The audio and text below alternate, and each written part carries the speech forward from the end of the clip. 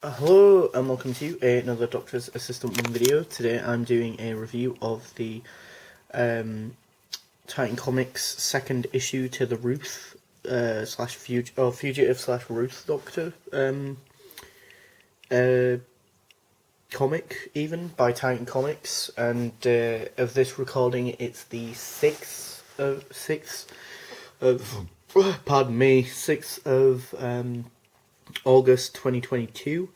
The cover, we have Ruth, as played by Joe Martin, actually the first black person to be the Doctor. I'm only saying that, or pointing that out, because obviously in a lot of the news outlets, they constantly say Ncuti Gatwa is the first black actor to play, actor to play the part, and I do kind of worry / feel like Joe Martin has been somewhat sort of sidelined, as it were, which is a bit unnerving. But besides that, the cover is really quite just bonkers in creativity of like the weird variety, in my humble opinion. In so much as I love the fact that there's like these sea monstery.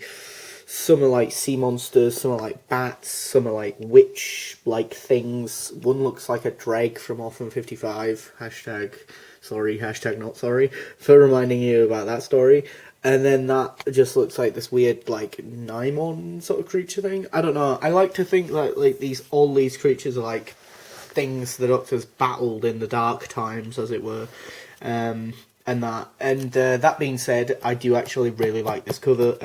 It's presumably the standard cover for issue 2, as there are other versions, other variants, as it were, that you can get. So this is cover A, and then it says, I think, who it's by. Then you've got the barcode, Titan Comics 02, issue 2, and then some 02 and some other writing there. You've also got like stuff about, here are a bunch of graphic novels you can get.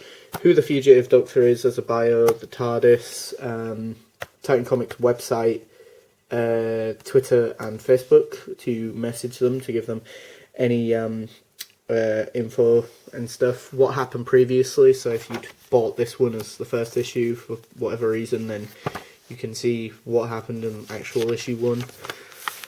The next comic, when it's releasing, so I do actually already of this recording have issue 3, and then the cover for it, and then also some advertisements for some other comics coming out in October, so that's cool.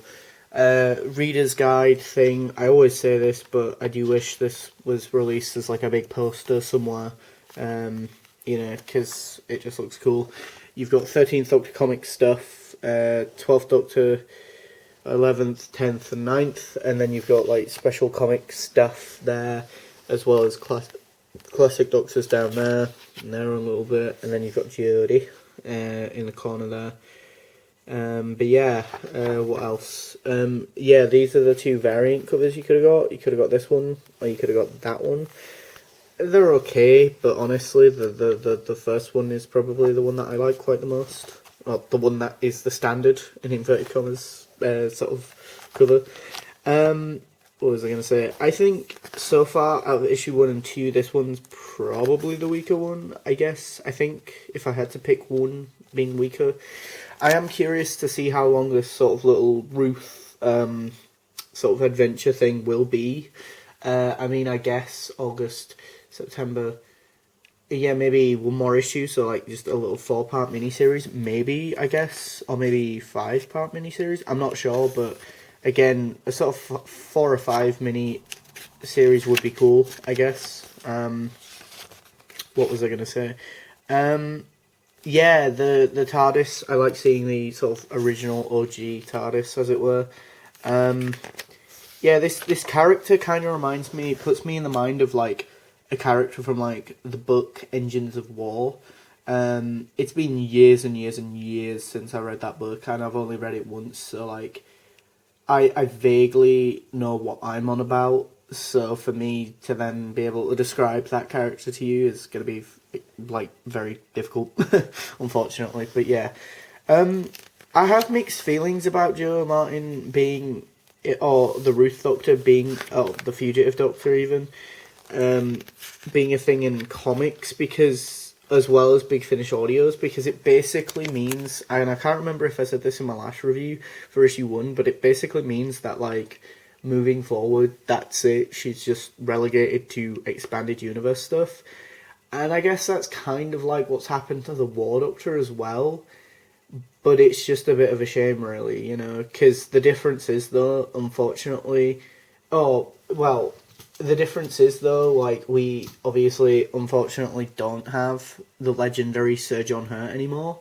So, like, you can't bring him back, but you could bring the Ruth Doctor back. I mean, obviously, of this recording, as I said, it's the 6th of August 2022 of this recording, so obviously they're more than likely going to bring her back in the centenary, which hasn't aired yet, which is right around the corner, around like sort of October time.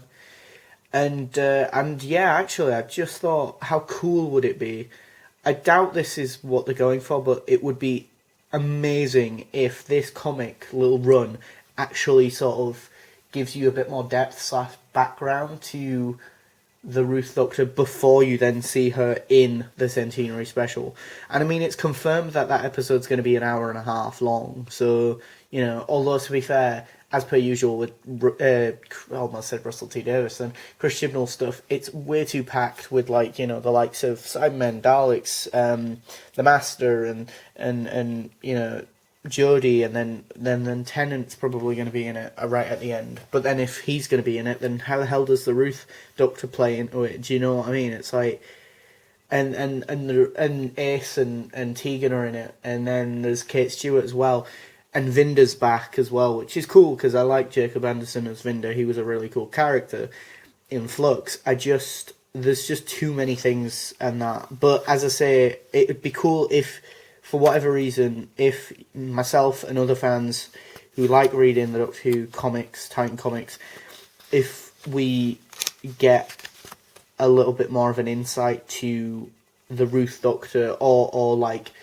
we feel like we've done the homework so we get a better idea of who she is when she pops up in the Centenary, is kind of what I'm getting at, if that makes sense. But then, at the same token, then it's like, they could do that in such a way that actually it backfires, like, you know, casual, for lack of a better term, or casual people and or viewers, like say my mum, would then be a bit like, wait, what? There was a comic series, now I have to read that, you know, to kind of get a better idea of Ruth and who she was. Because the thing is, she's barely even actually been in the TV show, you know.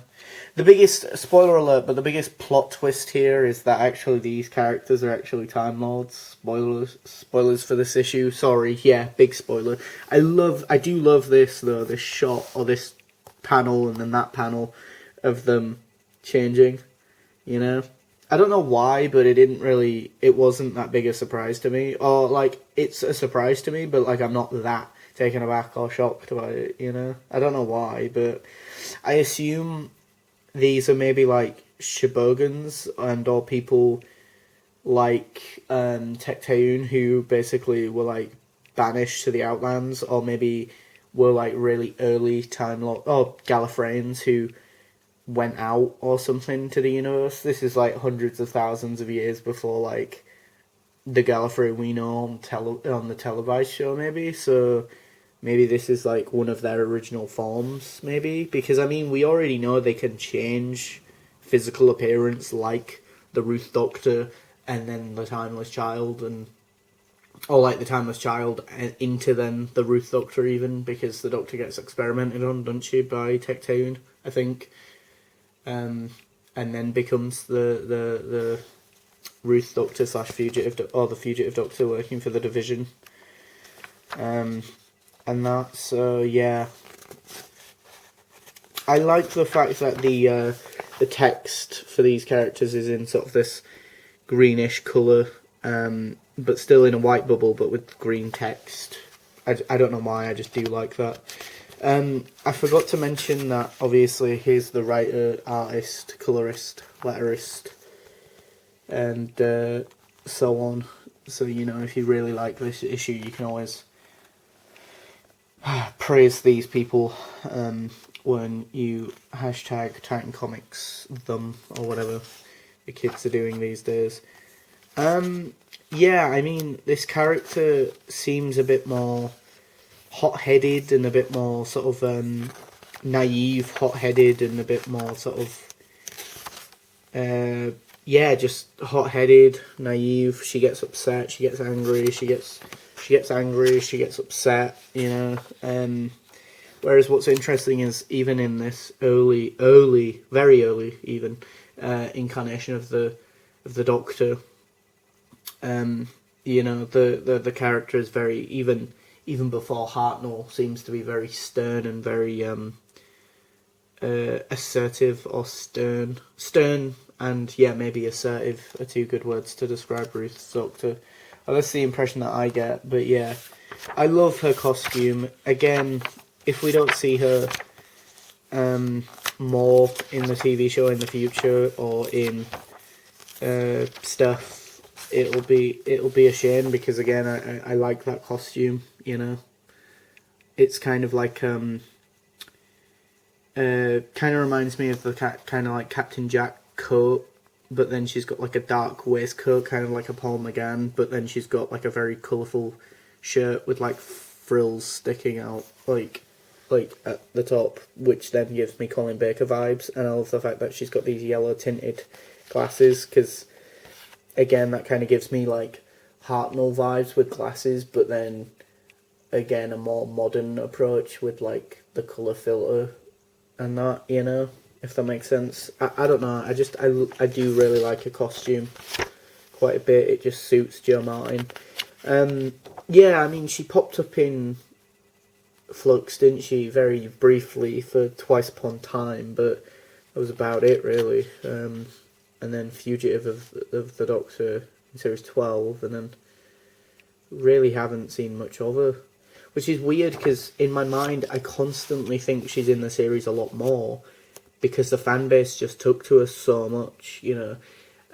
But the rumour is that basically because she was taken positively received so much by the fan base, Chibnall actually got pissy about that and was like, oh no, she's actually secondary to Jodie, who is my main Doctor, and everyone should love her and not this other Doctor. And it's like, dude, you created both these Doctors, like, and the fact is, like, the audience will always like whatever the audience likes, you know, and if anything, you should be steering the ship in such a way that we like both Doctors, or even if we like one more than the other, you should just try and write them both.